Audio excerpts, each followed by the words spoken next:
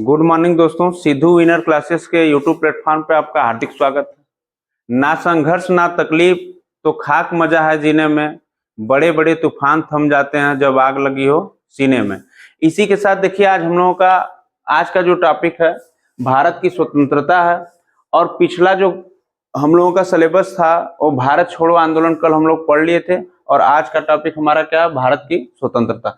देखिए भारत की स्वतंत्रता में हमको सहयोग कहाँ से मिला, कौन कौन क्या लोग किए, इसके बारे में पढ़ते हैं। आइए हम लोग जानते हैं, एक व्यक्ति थे सी राजगोपालाचारी। कौन थे बेटा? सी राजगोपालाचारी। इनके बारे में ऐसा है कि ये भारत के अंतिम और स्वतंत्र भारत के पहले गवर्नर जनरल थे। इनके बारे में ये होता है। आगे देखिए, जब सी गोपालाचारी आए तो महात्मा गांधी जेल से रिहा होते हैं 6 मई 1946 को। महात्मा गांधी जेल से कब रिहा होते हैं बेटा? 6 मई 1944 को। ये डेट पूछता है कि महात्मा गांधी जेल से रिहा कब हुए, तो बताओगे 6 मई 1944 को।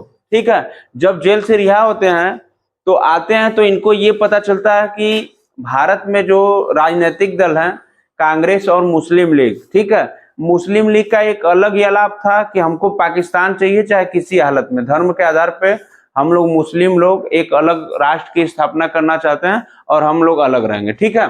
तो यहाँ मुस्लिम लीग की बात हो गई, और कांग्रेस की जो बात थी उसकी ये थी कि हमको भारत को स्वतंत्र कराना है। अब देखो अंतर समझो, ये सब जो दुष्ट लोग हैं ये सब सोच रहे थे कि हमको पाकिस्तान मिल जाए, हम अलग स्वतंत्र रहेंगे, हम हिंदुओं के साथ नहीं रहना चाहते हैं। और ये कांग्रेस सोच रही थी कि किसी तरह किसको भगाया जाए, अंग्रेज को भगाया जाए। ठीक है, ब्रिटेन को भगा के हम लोग क्या करें, यहाँ पे स्वतंत्र हो जाए भारत। अब देखिए होता क्या है कि गांधी जी आदेश देते हैं, सी गोपालाचारी कहते हैं कि हम एक ऐसे व्यक्ति हैं गांधी जी कि कांग्रेस और मुस्लिम लीग के बीच क्या गठबंधन करा सकते हैं। कुछ लोग होते हैं ना कि दो मामला में झड़प हो जाती है, या कह लो कि एक दूसरे का शत्रु बन बैठते हैं। तो एक लोग ऐसा रहते हैं जो बोलते हैं कि देखो हमारा उनसे भी जमता है, उनसे भी जमता है, अगर हम बात करेंगे तो मामला हो सकता है कि शांत हो जाए। होता है कि नहीं, गांव घर में भी ऐसा होता है। तो यहाँ क्या हुआ कि महात्मा गांधी जी ने आदेश दिया, किसको? सी राजगोपालाचारी को आदेश दे देते हैं कि आप एक प्रस्ताव पेश कीजिए, और प्रस्ताव ऐसा होना चाहिए कि जो गठबंधन करा दे, किसमें? कांग्रेस और मुस्लिम लीग के बीच। इतनी बात समझ में आई। अब आगे क्या होता है कि प्रस्ताव में देखो था क्या सी राजगोपालाचारी के, कि पहला कहते क्या है कि आप मुस्लिम लीग से बोलते हैं, किससे बोलते हैं? मुस्लिम लीग से बोलते हैं, आप बिना किसी शर्त के कांग्रेस की स्वतंत्रता की मांग की समर्थन कर दीजिए। बोलते हैं, समझाते हैं कि देखिए जब देश हमारा आजाद हो जाएगा, अंग्रेज देश के बाहर चले जाएंगे, तब हम लोग आपस में बाद में लड़ लेंगे, जिसको पाकिस्तान चाहिए, जिसको बांग्लादेश चाहिए, जिसको सीधे कह लो कि ये सब, यहाँ मैप देख रहे हो ना, मैप देख रहे हो, भारत के अंदर जो भी राज्य चाहिए ले लीजिएगा, अपना अपना बांट लीजिएगा, लेकिन पहले हम लोगों का काम क्या है? स्वतंत्रता को पाना।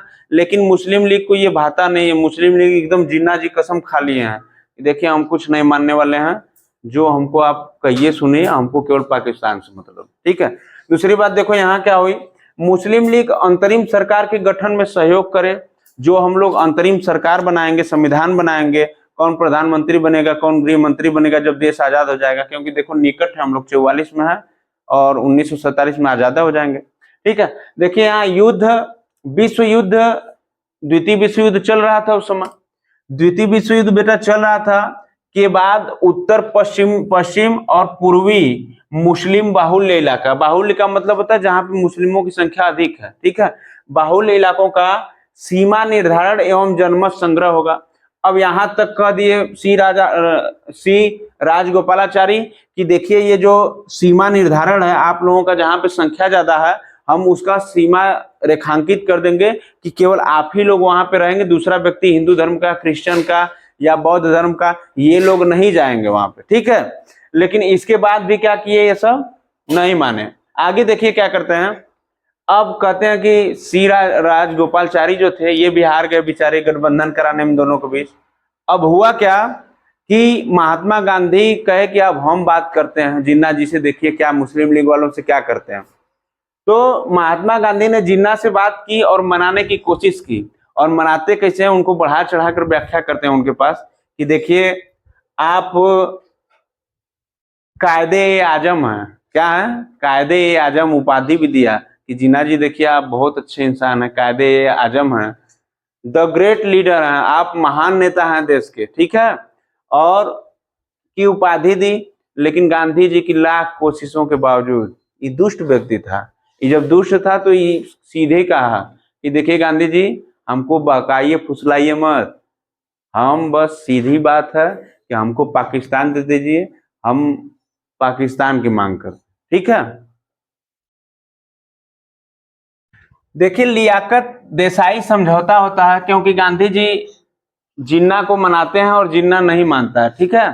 तो लियाकत देसाई समझौता होता है, और लियाकत देसाई समझौता है क्या, देखिए उद्देश्य इसका क्या था, लियाकत अली देसाई समझौता का, कि कांग्रेस और मुस्लिम लीग जो दो भाग में बटी थी उसके बीच जो गतिरोध था, जो पाकिस्तान की मांग कर रहा था मुस्लिम लीग और कांग्रेस स्वतंत्रता की मांग कर रही थी, इन दोनों का उद्देश्य था कि इनकी गतिविधियों या गतिरोध को क्या करना, दूर करना, ठीक है।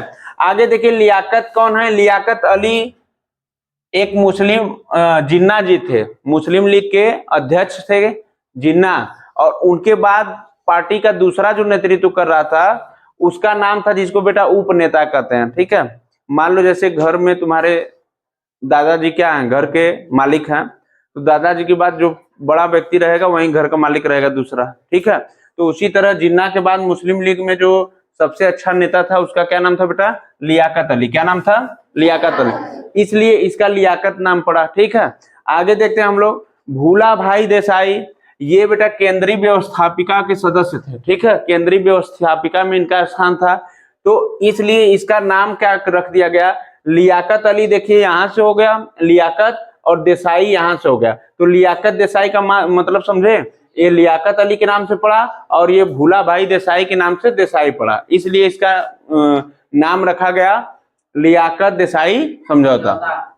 अब होता क्या है इसमें कि लियाकत अली द्वारा बातचीत की जाती है, ठीक है, कांग्रेस से, और अंतरिम सरकार को फैसला तैयार हो जाता है, अंतरिम सरकार बनाने के लिए क्या हो जाती है, मुस्लिम लीग तैयार हो जाती है। इसमें मांग क्या होती है उसकी कि देखिए अल्पसंख्यक होंगे, अल्पसंख्यक का मतलब आप लोग समझिए कि जैसे भारत की आबादी है, सबसे कम आबादी जिसकी है, सबसे कम आबादी जिसकी है उसी को अल्पसंख्यक बोला जाएगा, ठीक है, और बाहुल्य संख्यक का मतलब जिसकी आबादी सबसे ज्यादा है।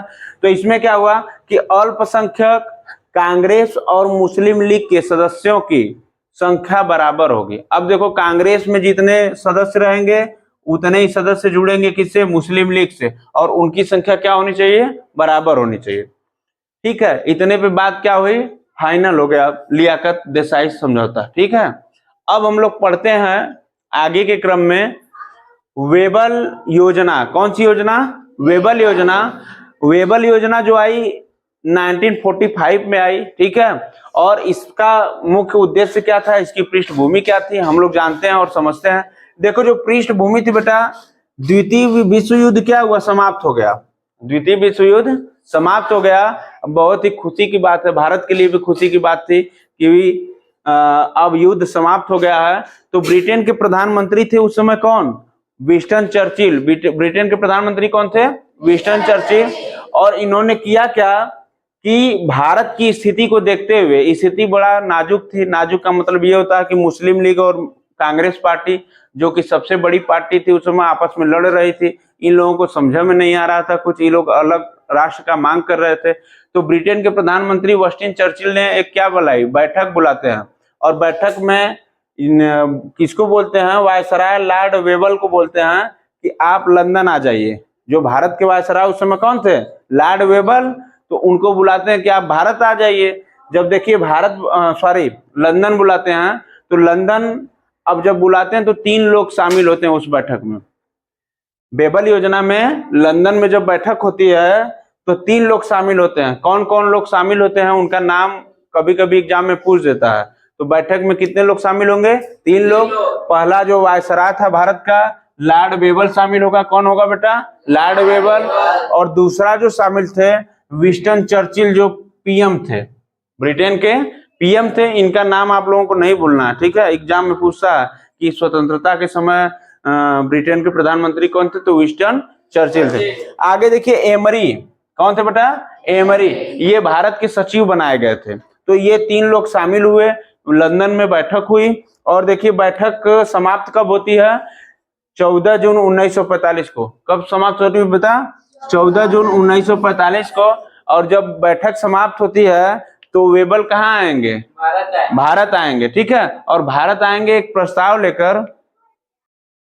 देखिए वेबल प्रस्ताव जब भारत आता है तो इसमें होता क्या है कि पेश किया जाता है प्रस्ताव, और प्रस्ताव पेश किया जाता है बेटा दो जो सबसे बड़ी पार्टी थी, कांग्रेस और मुस्लिम लीग के बीच, ठीक है। तो प्रस्ताव में होता क्या है कि बिंदु क्या होते हैं, वायसराय की कार्यकारिणी में वायसराय एवं कमांडर इन चीफ, ठीक है, को छोड़कर सभी भारतीय नागरिक होंगे। अब देखो विंस्टन चर्चिल जो थे ब्रिटेन के प्रधानमंत्री, दिमाग क्या लगाए हैं कि देखिए आप लोगों को 2 पद छोड़कर सभी पदों को किससे नवाजा जाएगा, भारतीयों को नवाजा जाएगा। क्यों, क्योंकि देखो द्वितीय विश्व युद्ध हुआ था, ब्रिटेन वहां पे संघर्ष करी थी, सब मामला खत्म हो गया था, ब्रिटेन में अब दम नहीं रहा जो था पहले, ठीक है। अब ये सोचे कि वायसराय को बचा लिया जाए, कमांडर इन चीफ को बचा लिया जाए। जब ये दोनों पावरफुल हमारे हाथ में पावर लोग रहेंगे, ये जो कहेंगे वही करेंगे भारतीय, तो बाद में अपना फिर शासन किया जाएगा जब मजबूत हम लोग होंगे। तो देखिए यहाँ पे छोड़कर सभी भारतीय होंगे। आगे क्या होता है, विदेश विभाग भारतीयों को हस्तांतरित कर दिया जाएगा। जो विदेश विभाग था जिसपे ब्रिटेन वाले कब्जा किए थे, वो क्या बोलते हैं कि भारतीयों को क्या किया जाएगा, इसको हस्तांतरित किया जाएगा, मतलब सौंप दिया जाएगा, ठीक है। आगे देखो हम लोग क्या करते हैं, कांग्रेस कार्यकारिणी में हिंदुओं और मुसलमानों की संख्या बराबर होगी।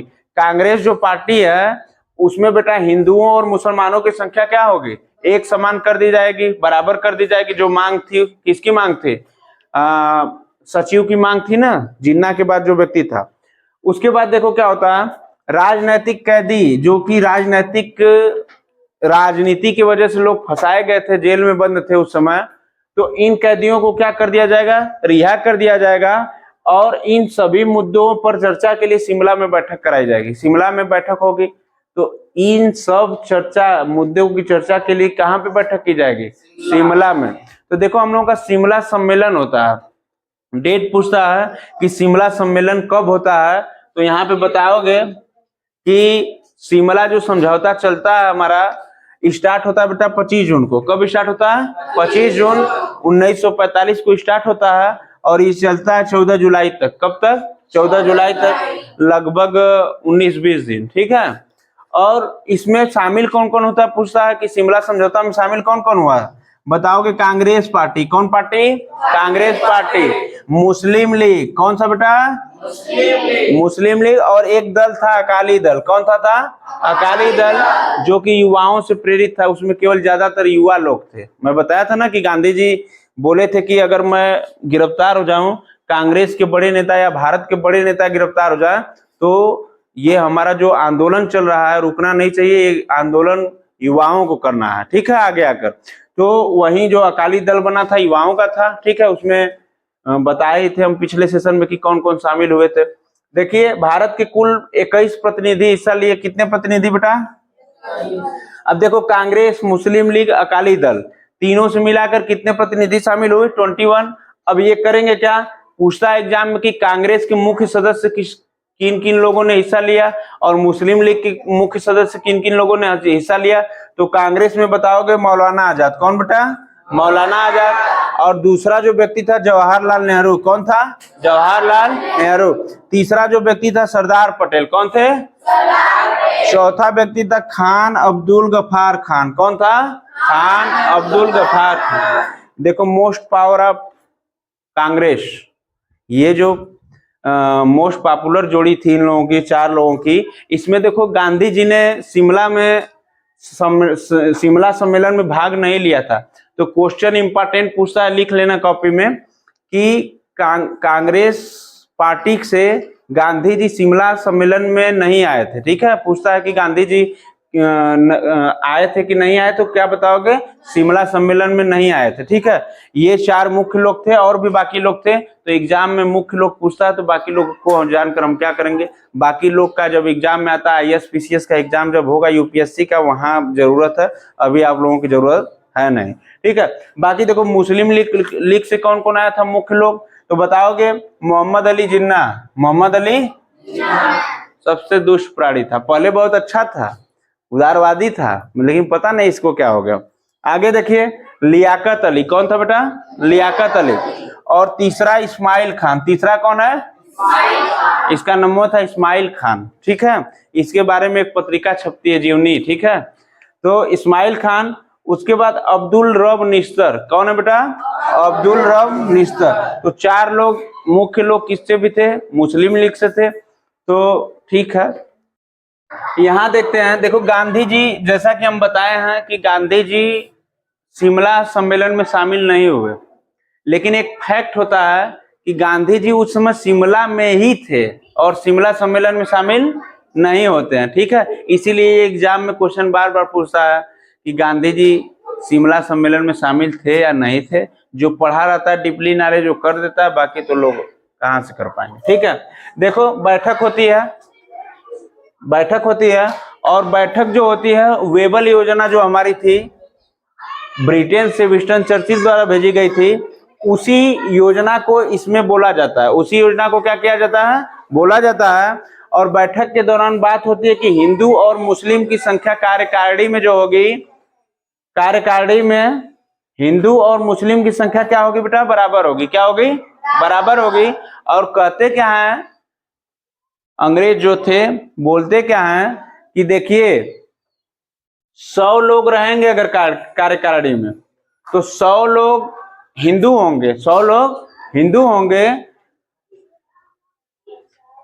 अच्छा, 100 लोगों में 50 लोग क्या होंगे, हिंदू होंगे, और 50 लोग क्या होंगे, मुस्लिम होंगे। लेकिन देखिए यहाँ पे जो मुस्लिम लीग वाले थे, इनको तो पाकिस्तान चाहिए था, तो ये अलग दिमाग लगाते हैं कि ये जो 50 लोग हैं केवल सभी मुसलमान मुस्लिम लीग के ही होंगे। ठीक है, अब देखो इधर कांग्रेस पार्टी है, कांग्रेस पार्टी में तो मुसलमान थे, कौन थे, अब्दुल मौलाना आजाद, और बहुत सारे मुस्लिम जो थे कांग्रेस पार्टी से जुड़े हुए थे।